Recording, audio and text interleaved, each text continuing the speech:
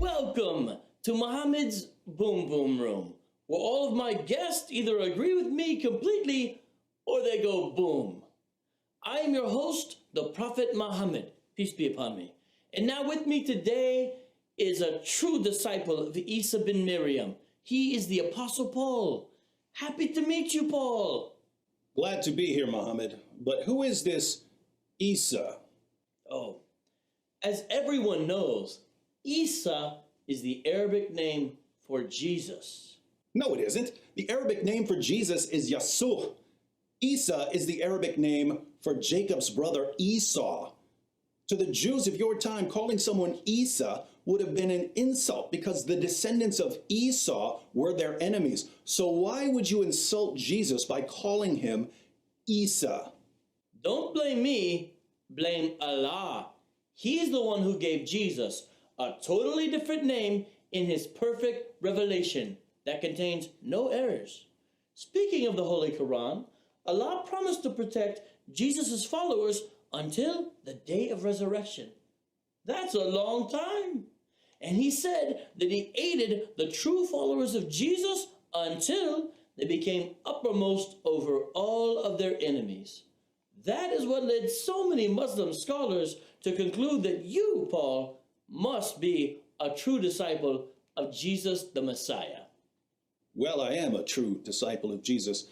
At first, I persecuted the church because I believed that the message of Christianity was heresy. But after Jesus Christ appeared to me on the road to Damascus and showed me that he is the Lord of life, who died on the cross for sins and conquered death, I now preach Christ and him crucified.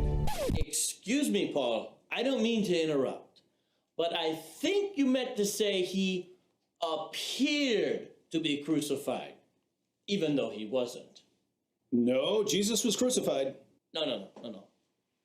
It appeared that he was crucified, even though he wasn't. He was definitely crucified. It was a public event in front of thousands of people. No, thousands of people saw an illusion created by Allah, who brags in the Quran that he is the best of deceivers. Your God brags about being the best of deceivers? He's the best. The best. So you're telling me the Apostle Paul, a man who lived in first century Israel and who knew the original apostles, that Jesus wasn't crucified, it only appeared that way? Peace be upon me. And where did you get this information?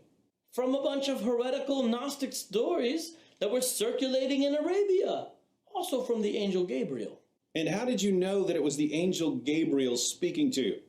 Well, when we first met, he repeatedly choked me nearly to death, telling me to read. When, as everyone knows, I can't read. I was convinced that he was a demon and that I was demon-possessed. So I tried to kill myself by hurling myself off a cliff.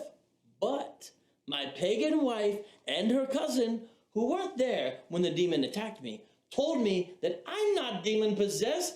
I'm a prophet of the great God, Allah. Let me see if I've got this straight.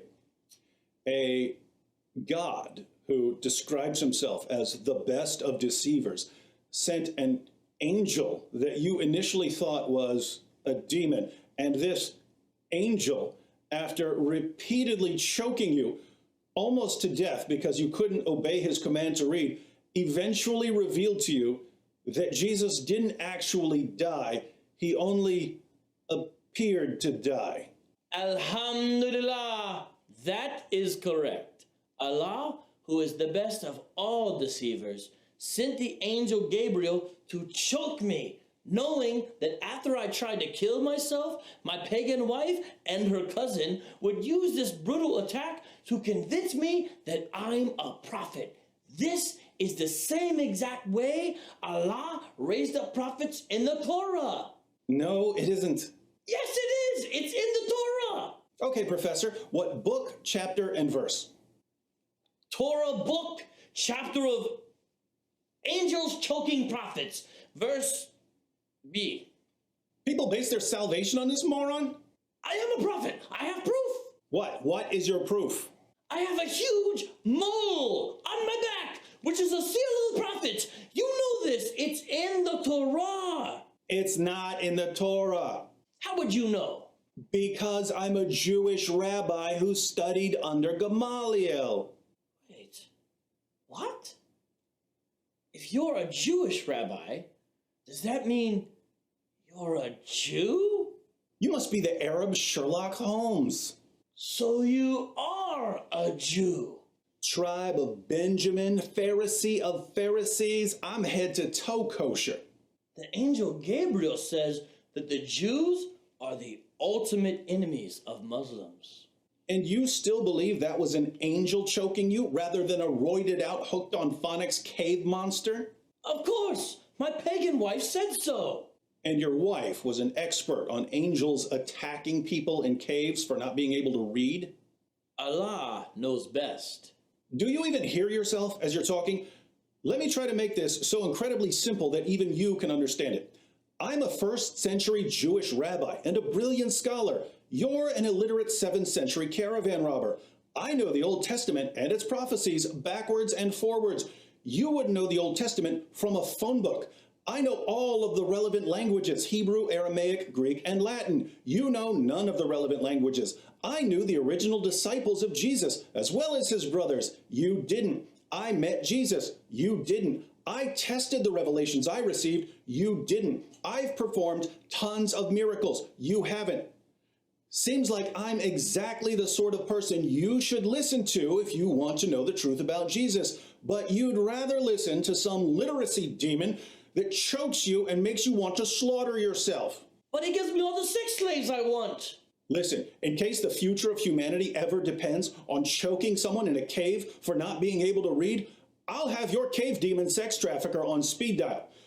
But if you think your little episode of Bleeding Rainbow makes you a prophet, you really need to lay off the camel pee. What about my mole? You forgot about the giant mole that proves I am a prophet. Everything you say proves you're the most obvious false prophet in history. Do not say that. You'll hurt the feelings of my giant mole. It talks to me. Well, if it's not telling you that you're a complete lunatic, it's lying to you, just like your demon god who brags about being the best of deceivers and word girl's homicidal, cave-dwelling, great-great-great-great-great-great-grandfather word strangler. No one insults my mole and lives. Any last words? Yeah. To live is Christ, and death is gain. We have different last words in Al-Islam. We say, Allahu